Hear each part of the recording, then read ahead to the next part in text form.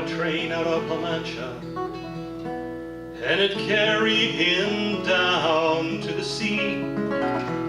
Give me a one-way ticket to where you think I'd rather be.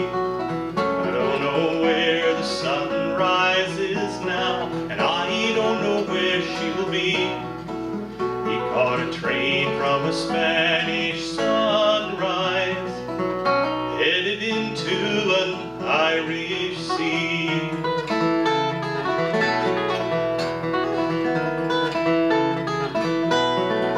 And out upon a tossing ocean, he was sick with the movement of the waves. In the desk he found a faded journal, and he settled down to reading every page. The sun had gone down, his lamps had all burned low, and the last entry finally set him free. He caught a train from a Spanish sunrise, headed into an Irish sea.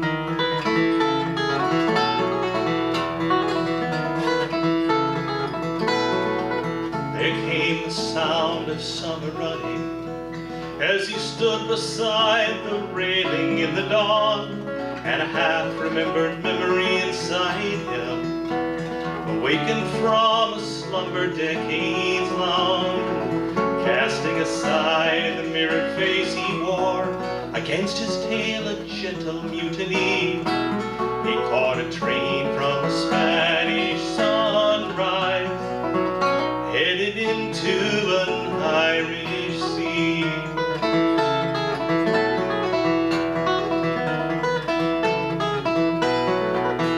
Time flies like an arrow, straight toward the setting sun with nothing left behind. A season fine for Prometheus set free, and a medicine for melancholy found upon the sea. He caught a train out of La Mancha, and it carried him down to the sea. Give me a one-way ticket to where you think I'd rather be. I don't know where the sun rises now, and I don't know where she will be. He caught a train from a Spanish sunrise, headed into an Irish sea.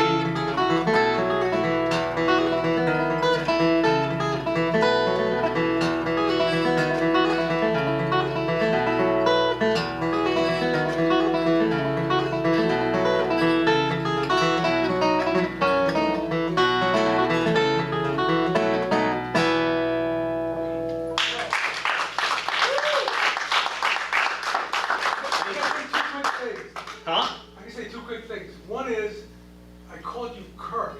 Yes, I know, a lot of people do. Well, that was, it just, you know, it's one of those things, just did it. The other thing is, in case people are wondering, I figure out why I can't live stream this, is because on Friday nights, I have my virtual open mic, and someone's covering for me, so with my virtual open mic. Ah, that channel is taking the space. Yeah, so I'm just gonna record this and I'll post it. Well, we've got all sorts of like digital shenanigans. We got this gentleman over here filming, and we've got some, I don't know what's going on over here in the corner with all the little Zoom boxes. Yeah. Something's going on, so whatever happens, it will be recorded and documented. Yeah. Well, thank you folks for coming out tonight. Those of you who work here and those of you who don't, you now know something that nobody else here in North Reading does. Art mentioned Rupert Waits, who's a good friend of mine and a good friend of yours here.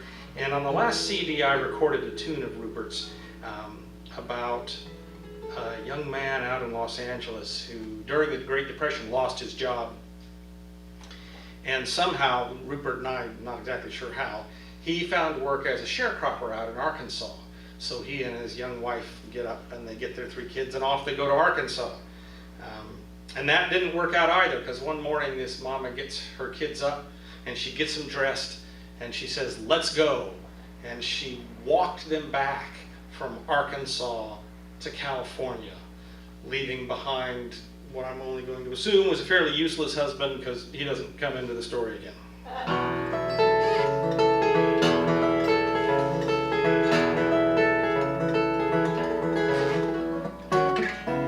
Daddy lost his job one day, wouldn't take a cut in pay, couldn't find another place, even one that paid him less. So he settled into his easy chair with his dogged magazines till the bank took back our house and my mama only screamed.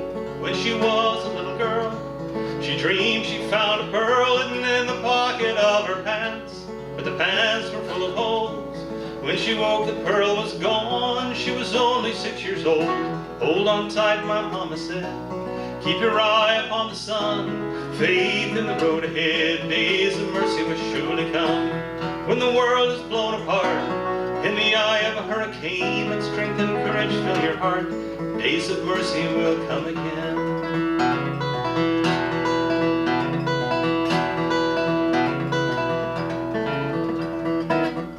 So we sold off all we owned, headed east in a touring car, find a place with a plot of land down in windy Arkansas. Daddy worked on the lady's farm, but my mama heard it said he didn't work that lady's fields as much as he worked her bed. So she packed a cardboard case with a single change of clothes, put the baby on her hip, told us all to follow close, and we began the long walk home to the California coast. Hold on tight, my mama said, keep your eye upon the sun, faith in the road ahead. Days of mercy will surely come. When the world is blown apart in the eye of a hurricane, let strength and courage fill your heart. Days of mercy will come again.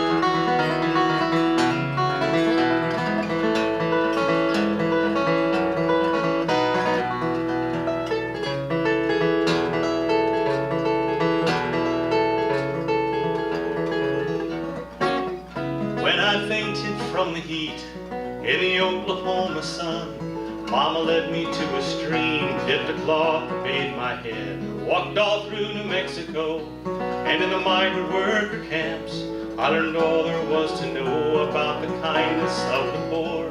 Though the children dressed in rags gave us everything they had, bags of sweets and ready smile, fresh tortilla by the fire, in the huts of rusted iron, till the baby started crying. Hold on tight, my mama said, keep your eye upon the sun, faith in the road ahead. Days of mercy will surely come. When the world is blown apart in the eye of a hurricane, let strength and courage fill your heart. Days of mercy will come again.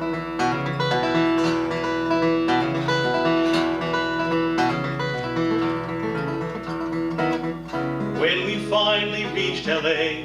by a lake in Lincoln Park, man was standing all alone, throwing crumbs to feed the ducks. When you gonna take those children home? Asked the man, and my mama said, we just walked 2,000 miles, we'll make it yet with a little luck.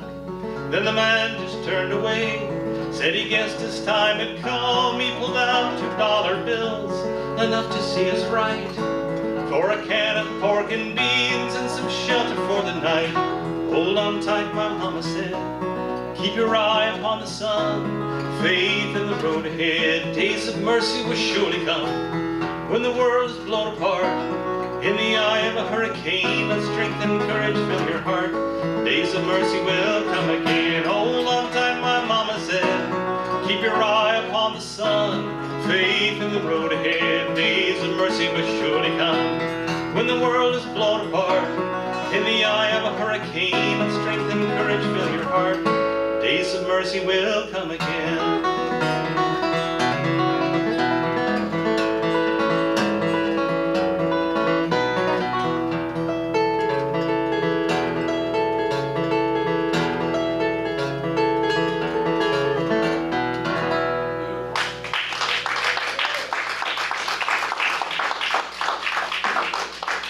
I think that's one of Rupert's best songs, if not his best.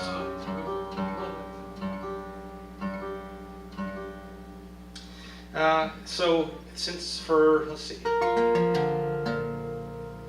For the first time since 2010, I will be returning to the scene of the crime in New Jersey on this tour.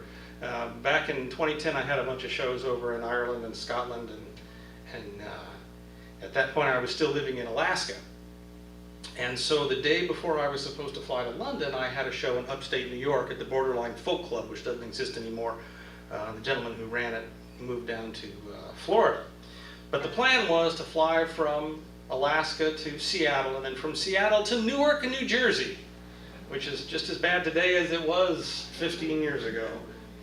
But the plan was to get a little hotel right next to the airport, and then the next day drive up into New York, play the show, come back and take the red eye to London.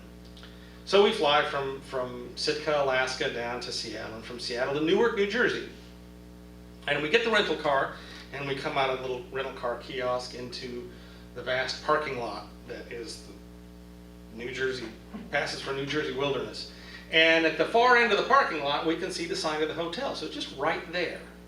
And that was about 11:30 at night. And then at 2:30 in the morning, we can still see the sign to the hotel right there. I could not figure out how to get there. They were doing all this construction. There were lots of cones. There were no signs.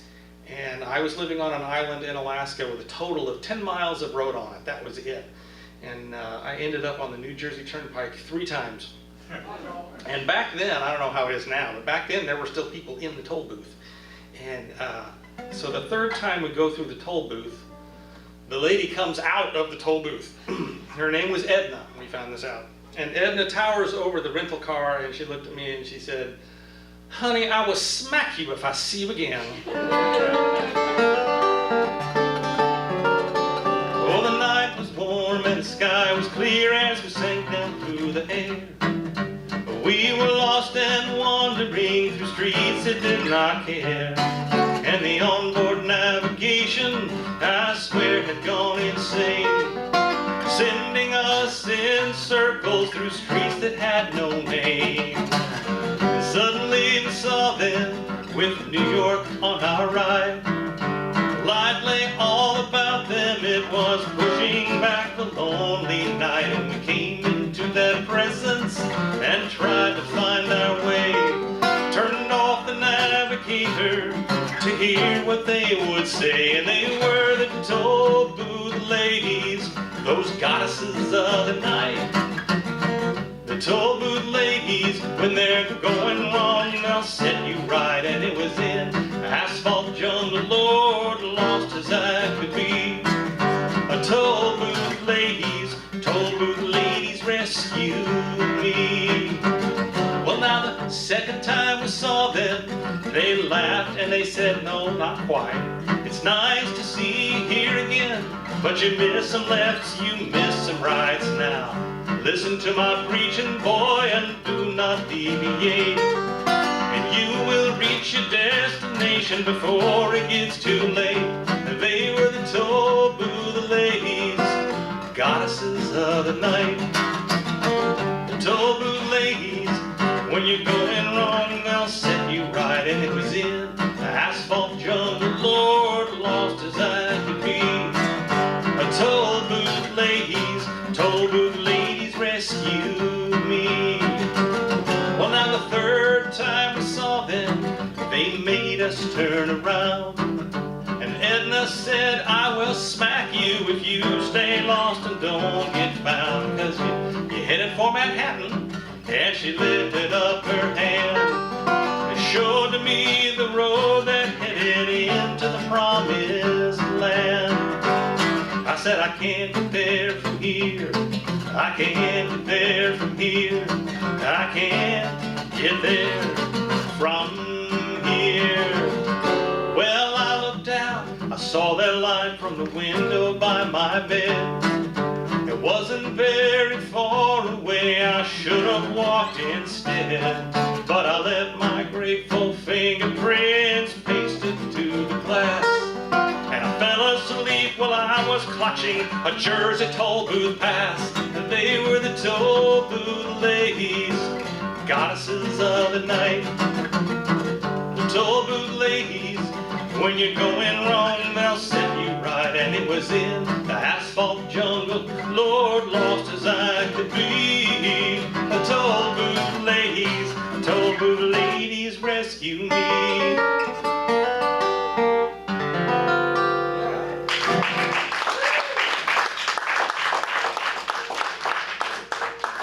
So if we go back there and Edna's still working, I'm going to flip my lid.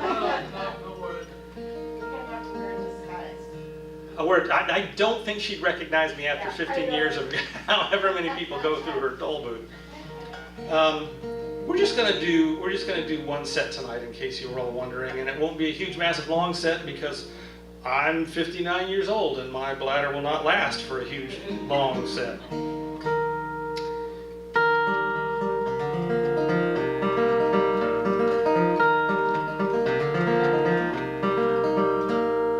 It's knowing that your door is always open and your path is free to walk. Makes me tend to leave my sleeping bag rolled up and stashed behind a couch. And it's knowing I'm not shackled by forgotten words and bonds and the ink stains that are dried upon some line. It keeps you on the back roads by the rivers of my memory and keeps you ever gentle on my mind. It's not clinging to the rocks and ivy planted on their columns now that bind me, or something that somebody said because they thought we'd fit together walking.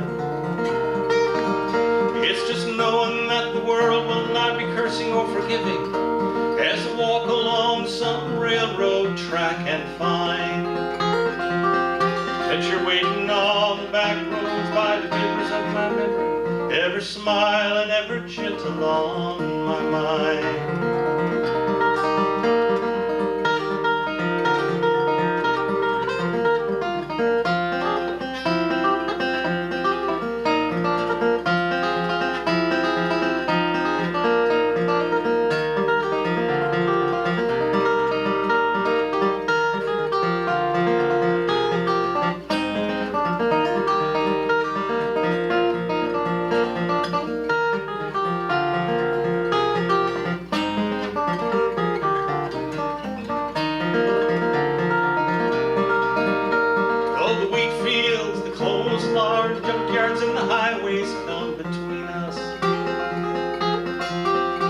Some other woman's crying to her mother 'cause she turned and I was gone. I still might run in silence, tears of joy might stain my face, and a summer sun might burn me till I'm blind. And not to where I cannot see, walking on the back roads by the rivers flowing gentle on my mind. Dip my cup of soup back from a gurgling, crackling cauldron in some train yard. My beard a rough and cold pile, dirty Hal pulled low across my face. Through cup tans round a tin can, I pretend to hold you to my breast and find that you're waiting on the back roads by the rivers of my memory, ever smile and ever gentle on my mind.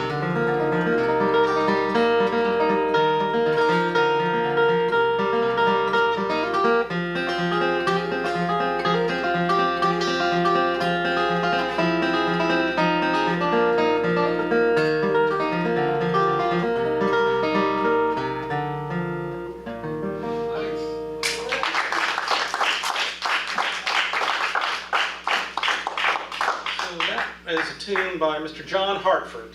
A lot of people think Glenn Campbell wrote it, but he didn't. He just made it famous. And Glenn Campbell was an old Mississippi riverboat captain. And they did an interview with him once. And they asked him what he was doing, where he was, what he was thinking of when he wrote the song. And they figured he would say something like, oh, I was on the Mississippi River under a weeping willow dreaming of the one that got away. And he said, no, actually, I was sick with the flu watching The Price is Right in a trailer court somewhere. I don't remember. And on this same trip to Ireland that started with Edna and the toll booth, I was in this little pub in Aberdeen, Scotland. And I had my daughter with me. She was about 14, and she was sitting in the back of the pub. And I played that song and told that story, and everybody laughed and thought it was funny. And then there was this little brief silence before I started the next tune, and this voice pipes up from the back of the pub and says, "Well, gee, Dad, maybe you should buy us a television, and then you can start writing some good songs."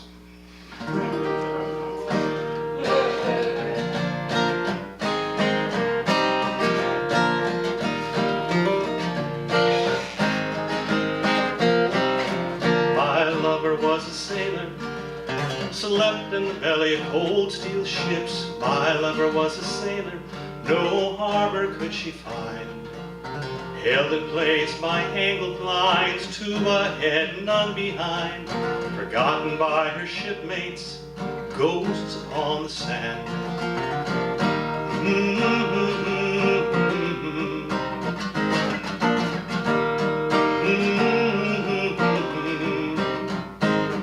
My lover was a sailor, slept in the belly of nightmare dreams. My lover was a sailor, no harbor could she find. Ahab's gaze and wooden leg, St. Elmo's fire in her head. She takes the night watch upon the razor's edge.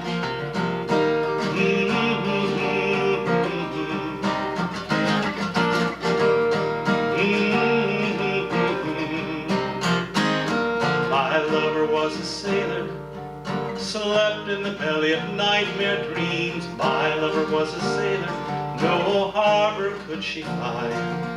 Stares at shadows on the wall, speaks to them and haunts the halls, looking for a shadow's ghost to keep her company. She's going around again, a sailor with a broken wheel. All her roads lead to Rome and put her on an even keel. Down, down, down. My lover was a sailor. My lover cries alone at night. My lover sinks beneath the waves. My lover lives by shadow, candle twilight.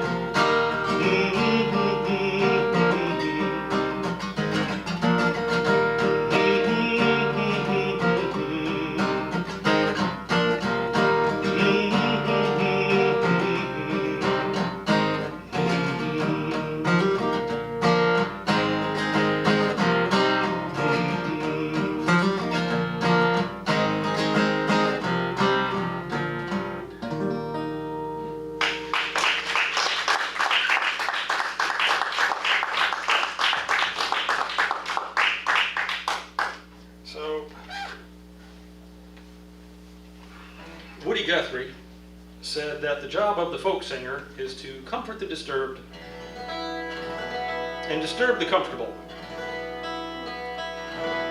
Turn me on there, so to speak. Aha, there it is.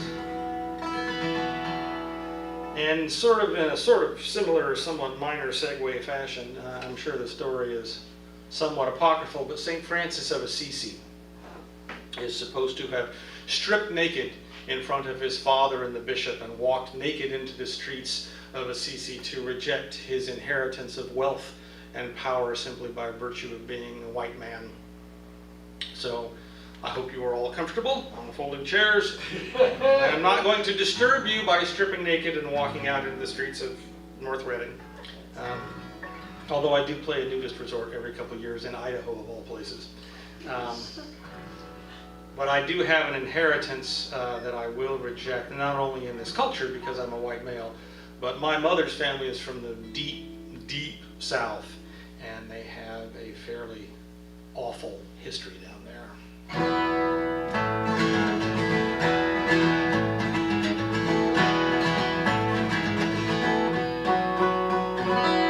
Oh my fathers, the seeds that you've sown made your war across the sea, and then you brought it home. All the children suffered for the gold that you have sought. It's not against your freedom, but your greed that I have fought.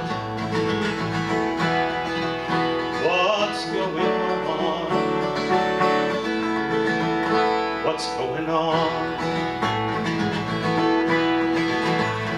Oh my fathers, I will now condemn your hatred of my mother, of my sisters and my friends, your imaginary demons, woman, black or queer, your manufactured outrage against your shadow fear. What's going on? What's going on? Oh my fathers, I am a straight white man, but the reins of power that you hold I will not take in hand. I reject the lies you've written, I reject the works you've wrought, I reject your profit margins, for love cannot be bought. What's going on?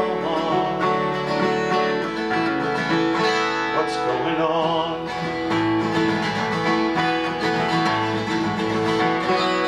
Oh my mothers, wear your dangerous coats. Oh my sisters, wear your dangerous coats. Oh my lovers, wear your dangerous coats. With pockets full of love. Oh my fathers, I declare your time is done. Nothing will I take from you, although I am your son. My hands are for my lovers and for green and growing things. My time is meant for laughter and the songs that children sing. Oh my fathers,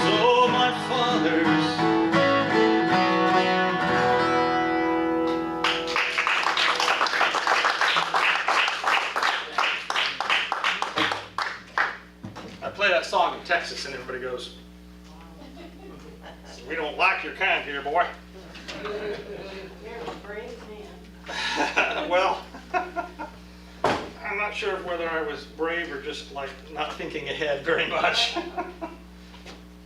Certainly my mother's side of the family never got into that tune very much, that's for sure. So let's see, we will now tune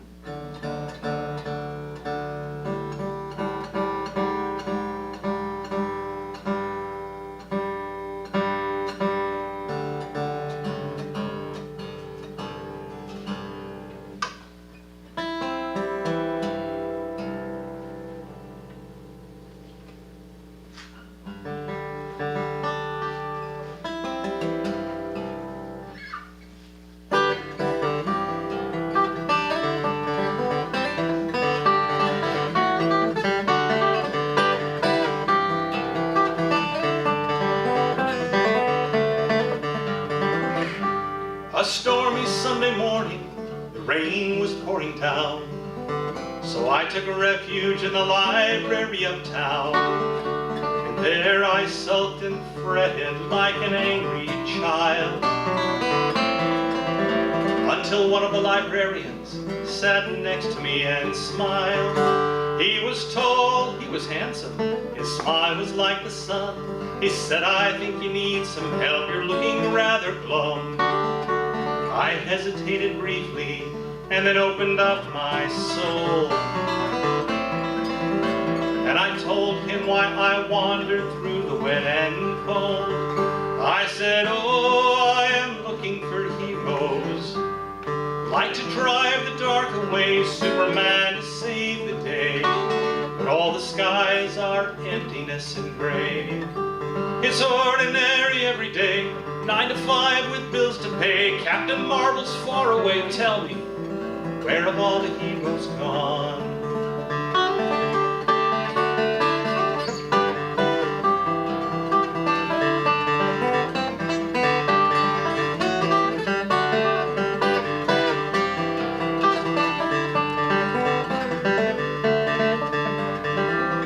He said, "Everything's a story, change the story, change the world.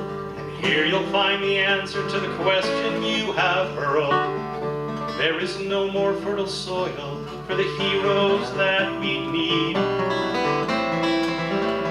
And all the stories gathered here for everyone to read. For this is where the hero's journey starts. Every line on every page will guide a growing heart. Now flying through the sky, that sounds like fun. But heroes are in everyone, not the few, not the one. Love, justice, daily done, here's the secret, your quest has won. Heroes are not born, they're honestly made by the sweat of their brow, by the tools of their trade. Sometimes with iron and sometimes with steel, but always with love and the courage to feel the labors of Hercules close to their breast, day in, day out with no time to rest. They look just like you, and they look just like me, with their capes tucked up neatly for no one to see.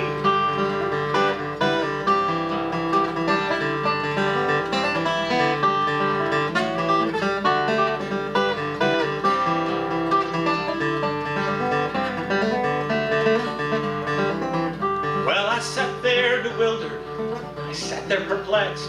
I thought, wait, don't heroes all wear leather and spandex? If what he was saying was true and was right, there were heroes all around me, hidden in plain sight.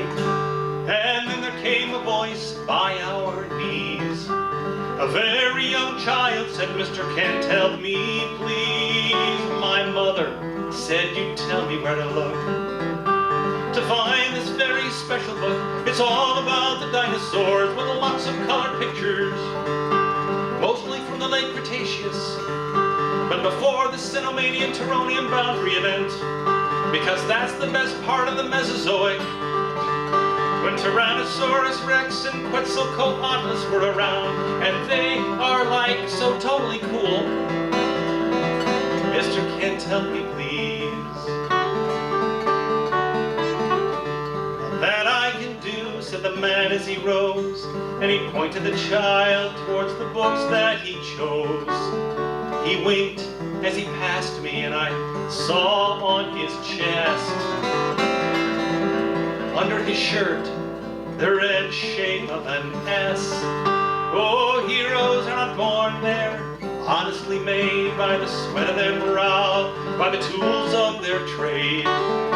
Sometime with iron and sometime with steel, always with love and the courage to feel.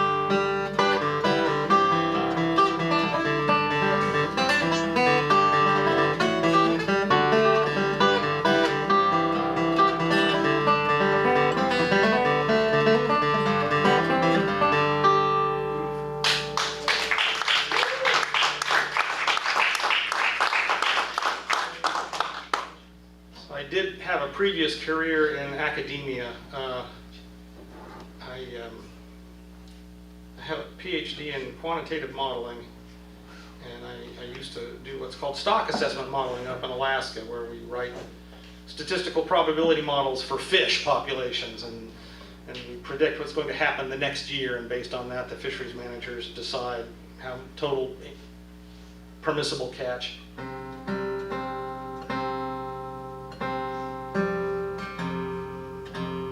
But I stopped doing that and went back out on the road to play music and write short stories and poetry. A while back there was, I think he was a climate modeler, and he said, we thought all we had to do was good science and show our data and show our work, and people would say, oh, hey, maybe we should pay attention to this. And he said that turned out not to be true. Before people pay attention to good science, they actually have to be compassionate enough to care about what's going on. And he said, science can't make compassionate human beings. We don't know how to do that. That is the work of poets and artists and writers and musicians. And so I figured that I would contribute more to the world if I spent the next 20 years of my life writing music as opposed to writing computer models. And so here I am in North Reading, There Massachusetts. you go. Yeah.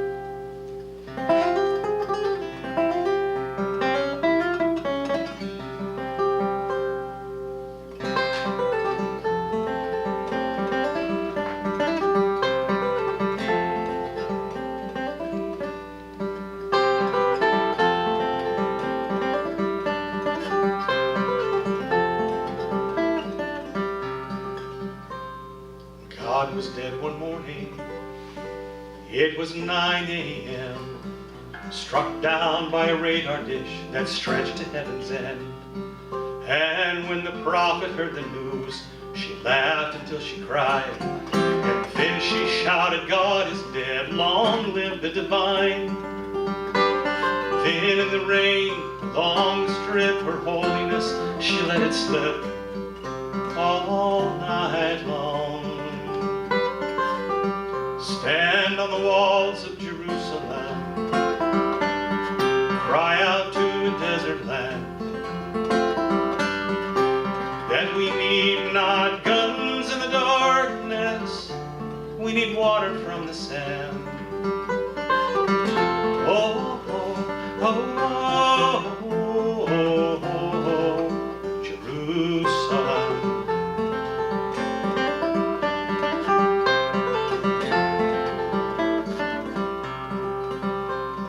Morning after found her on a barroom floor, lying in the consequences of the night before. And staggering through dirty streets, she made her way back home and cried behind the bathroom door, naked and alone. The compass lost, map was burned, while in the darkness monsters turned and they called out her name. Stand on the walls of Jerusalem, cry out to a desert land, that we need not guns in the darkness, we need water from the sand. Oh, oh, oh, oh, oh, oh, oh, Jerusalem.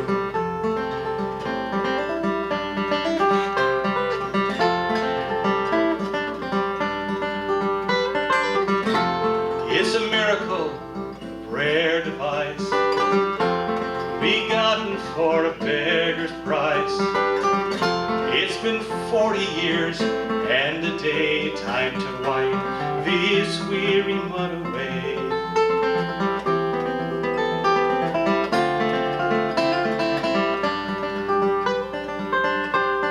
The Toronto war was sounding. It was 9 a.m. There were walls to keep the strangers out, but locked their children in. And the prophet, who was godless, stood upon the shifting sands and bravely shouted love to all the monsters on the land. Then suddenly, amazed to find love was echoed back in kind from a voice so still and small it hardly was a voice at all. And then her wife said, don't you know, most things have to die to grow in their own time. So come, my love, upon the walls of Jerusalem, cry out to a desert land, and we shall be not guns in the darkness, we are water from the sand. Oh, oh, oh, oh, oh, Jerusalem. Oh, stand on the walls of Jerusalem.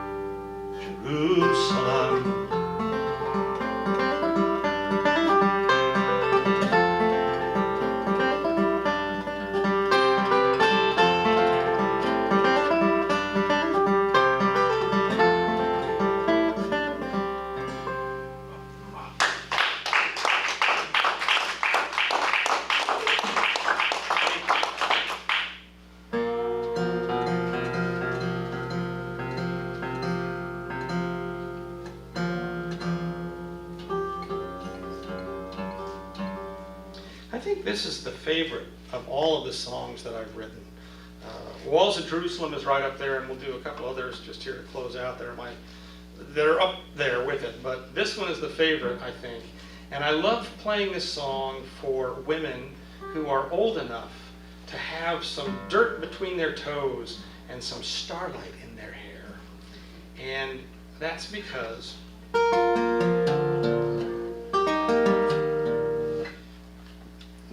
our society is very youth obsessed. And as soon as we hit 35, it's like, oh no, I can't no more. And we miss half of being alive. I think we miss the best half. So I love watching you folks walk down the street. And I know in your memories you have a week or a month, a summer, maybe an entire year with someone that you have never forgotten. And it was golden days and silver nights on the hills of Beltane. This is Lost Lover's Waltz.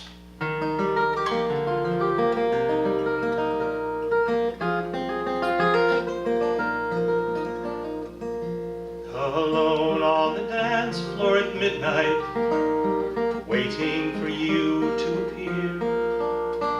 A red velvet dress and black satin lace dusted my memories dear. But you're waiting low on a floor like my own for a man with a face that's not mine. So I dance alone with a ghost I once knew, once upon a time. This is my lost lover's waltz, dancing like lovers do. This is my lost lover's lost waltz that I never danced with you.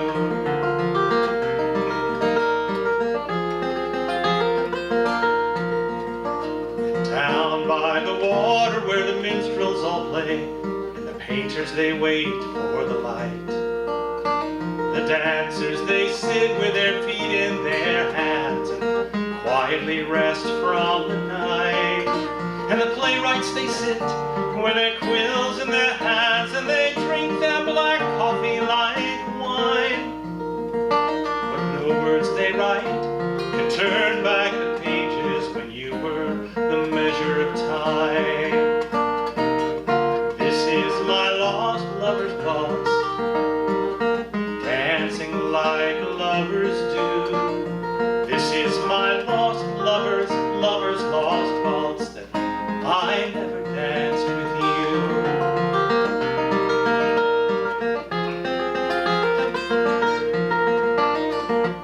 They say Paris is magic. They say Paris is the city of love. And I love all my memories of Baudelaire nights and mornings with you dressed in sunlight.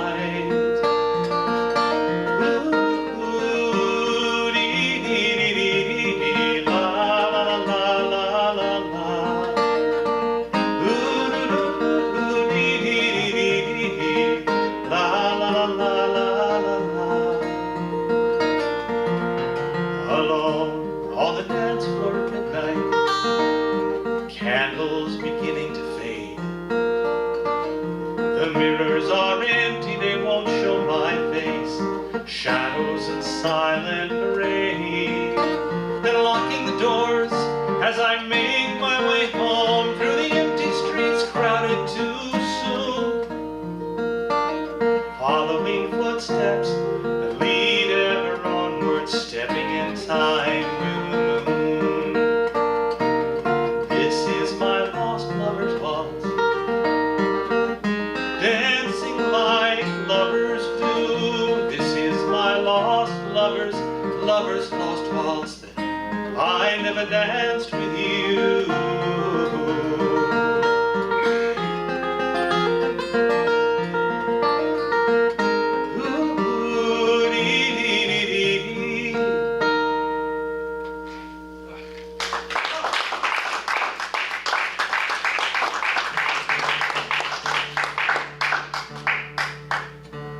I have to say, I think my wife is absolutely very cool and very chill because My Lover Was a Sailor and that song, Lost Glover's Waltz, were written about the same young lady who was not my wife.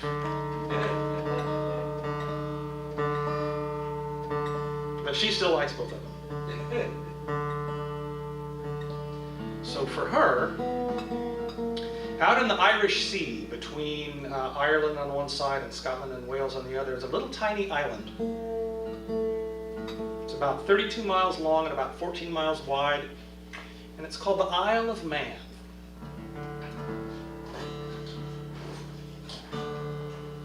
And if you stand in the middle of the Isle of Man, it has a little mountain ridge in the middle of it.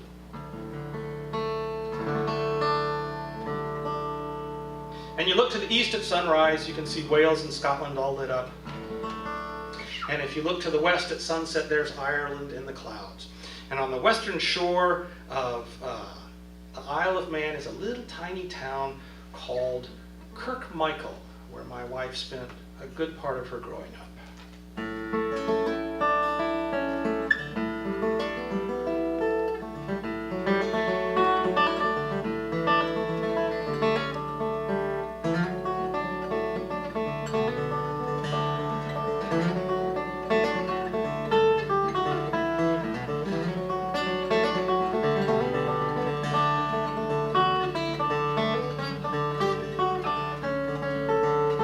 There's a house about Kirkmichael out upon the Irish Sea, where it's written on the doorway where the window used to be, that all who come inside will be tucked in for a lovely evening tea.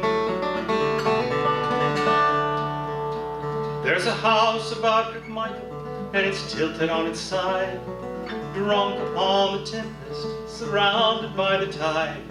A solid oak Byzantium where candled windows and the dark collide.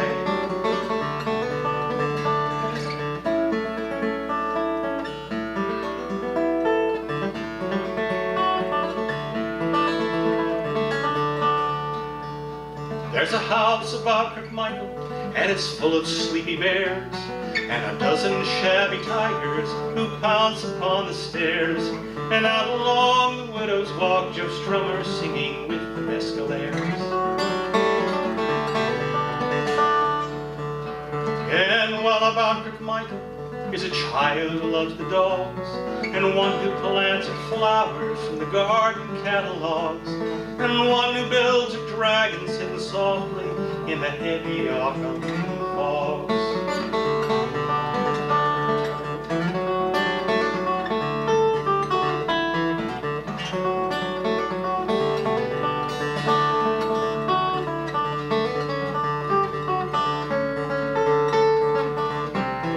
Heroes dare the kitchen with pie and pudding on the wall and floor. It's my favorite mystery. It's the pages of our history. There's a house about Kirkmichael, and in it I will die. I'll leave it for the children, where the windows open wide. Those poets, their patchwork quilted boats to set them free. These fragments I have shored against my ruin, and love shall not be lost in this summer flowered house beside the sea.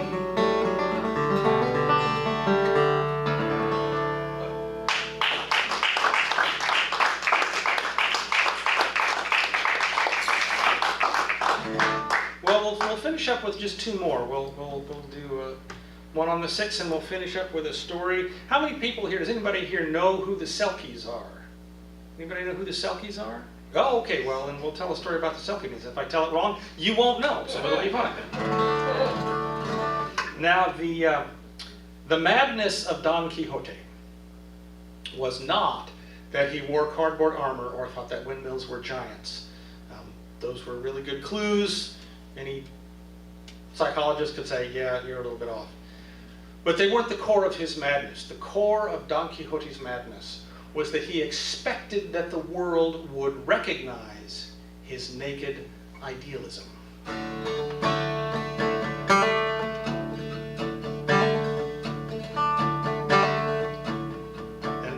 at last by despair. His futile sanity is laid waste, and knighted in his armored mind, he rides forth to heal the world. He casts aside his given name, and he takes up the mantle of the Midnight Commander.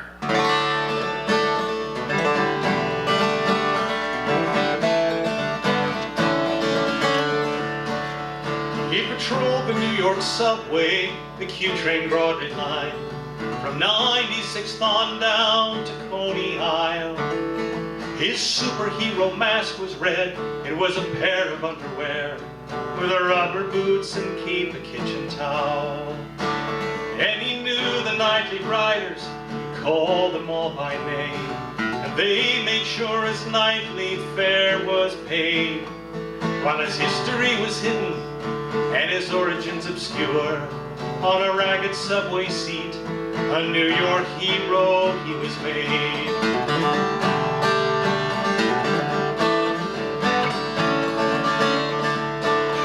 If angry words were thrown against two women holding hands, or a homeless man was kicked and put to shame, if someone in a turban was pushed around and cursed, his eyes would flash and loudly he'd exclaim, he'd say, I am the Midnight Commander.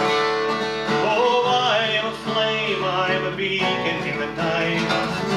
I am the Midnight Commander. Oh, set aside your hatred and put aside your fear, for the Midnight Commander is here. Oh, the Midnight Commander is here.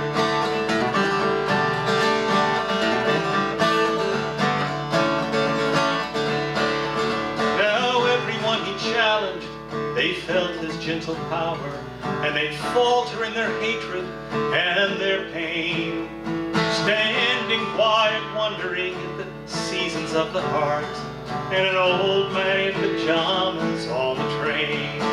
And the riders of the subway, the Q train Broadway line, were proud and tall when he would pass them by. They'd smile at one another, they'd give a mighty cheer whenever they would hear his ringing cry, when he said, I am the Midnight Commander. I am a flame, I am a beacon in the night. I am the Midnight Commander. Oh, set aside your hatred and put aside your fear, for the Midnight Commander is here. Oh, the Midnight Commander is here.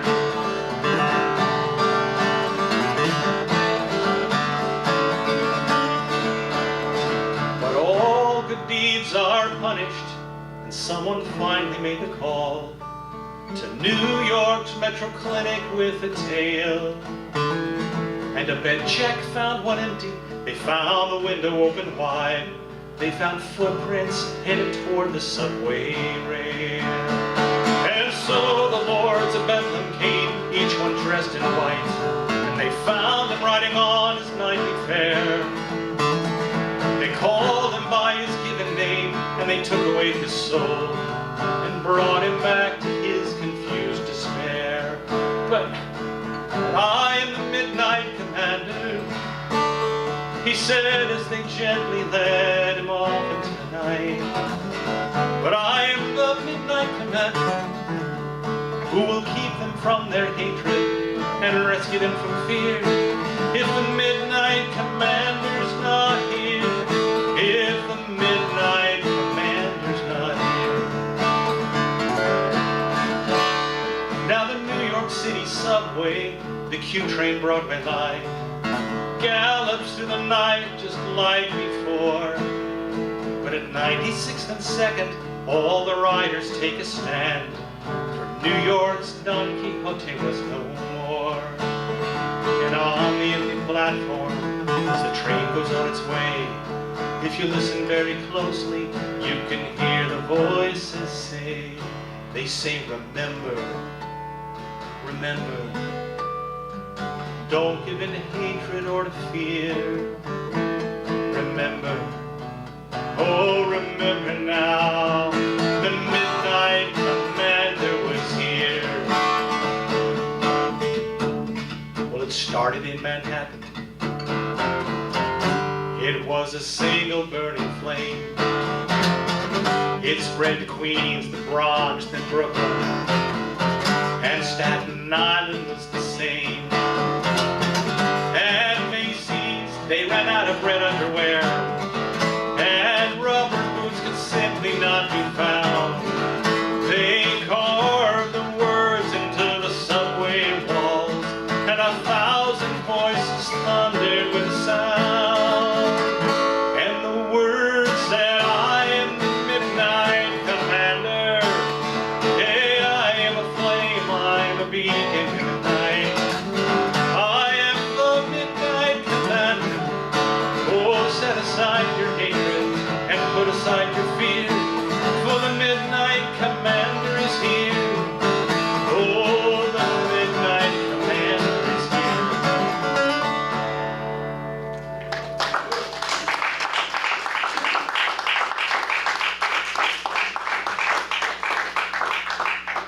All right, well, we will finish up with this one. This one I've actually written a screenplay to, and we're hoping to film it in Halifax, Nova Scotia. So if anybody has a spare $500,000 lying around and they would like to contribute to the filming fund, and toss it my way.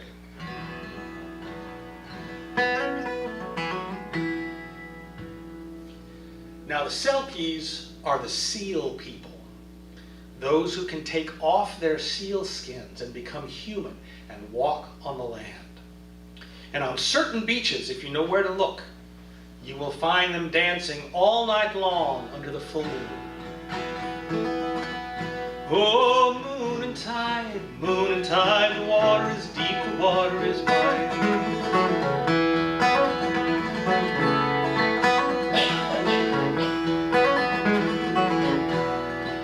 And the moon and the tide have brought us here to dance all night with the skies so near. And when the moon goes down and the sun appears, then it's home to the waves and the water so clear.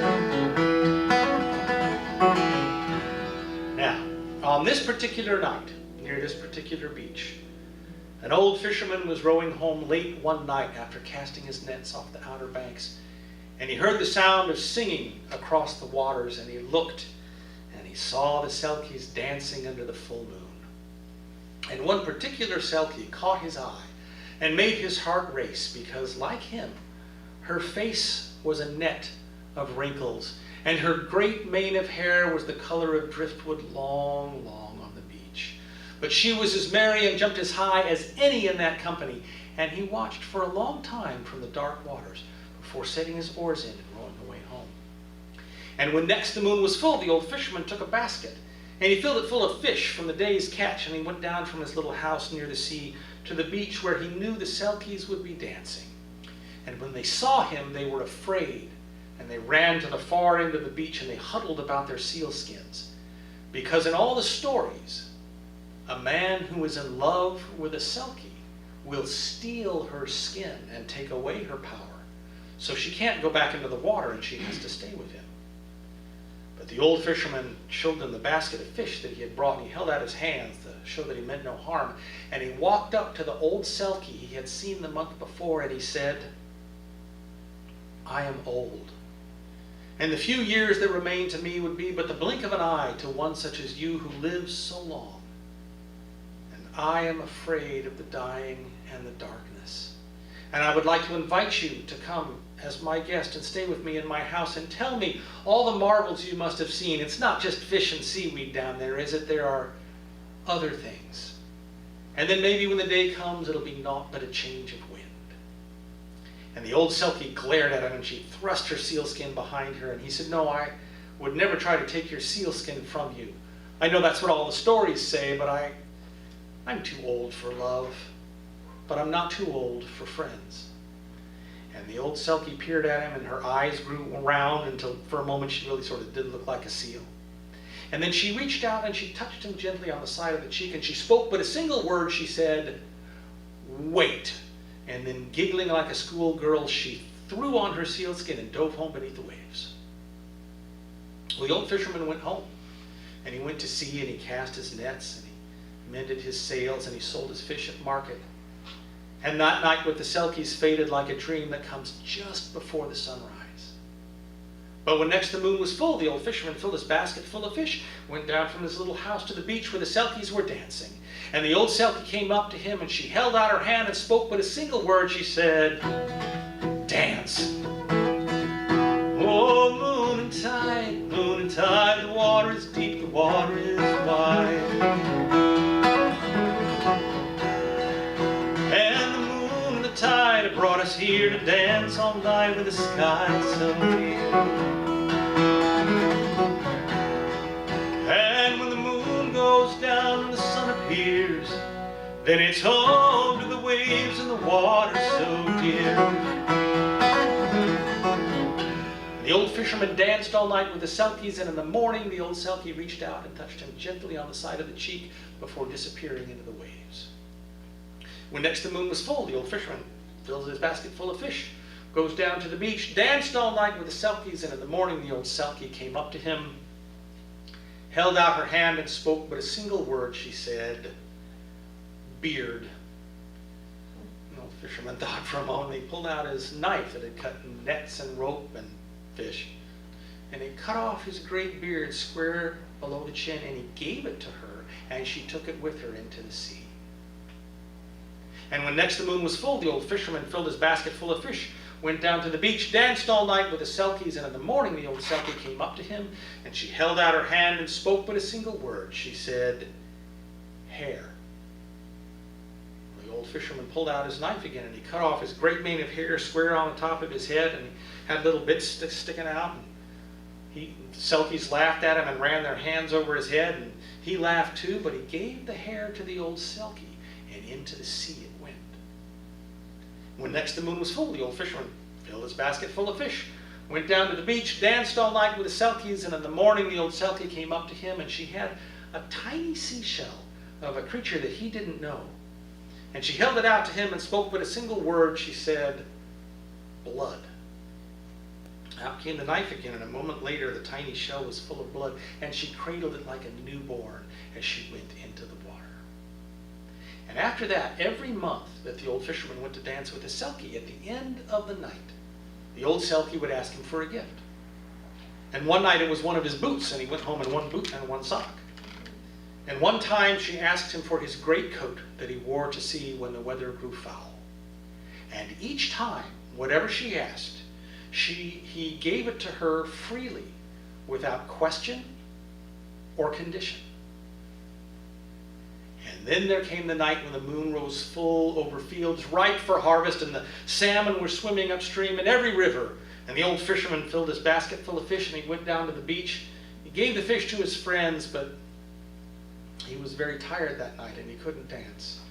And so he sat on the keel of a long ago shipwreck, and his friends sat with him and held his hand, and they watched the Selkies dance and listened to them sing. And when the sun was turning the eastern sky to pale wheat, one by one the Selkies came up and said goodnight, and into the sea they went. The old Selkie helped the old fisherman up, and she helped him walk down to the very edge of the waves. And this time she had a gift for him. For she reached into the sand and she pulled out his very own sealskin that she had made for him out of her magic, and all the gifts that he had freely given her without question or condition. And she showed him how to wriggle into it, and she wriggled into hers, and they stood there at the edge of the waves with just their faces showing like children playing in the blankets just before bedtime. And he laughed with the silly joy of it, and she laughed too, and then she spoke but a single word. She said, "Love." Then, quick as a salmon flashing bright, both of them pulled their seal cowls over their faces, and together they dove home beneath the waves.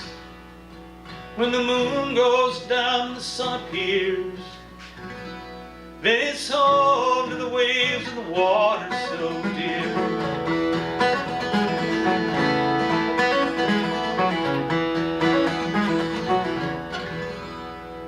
Thank you so much. Thank Good you. night.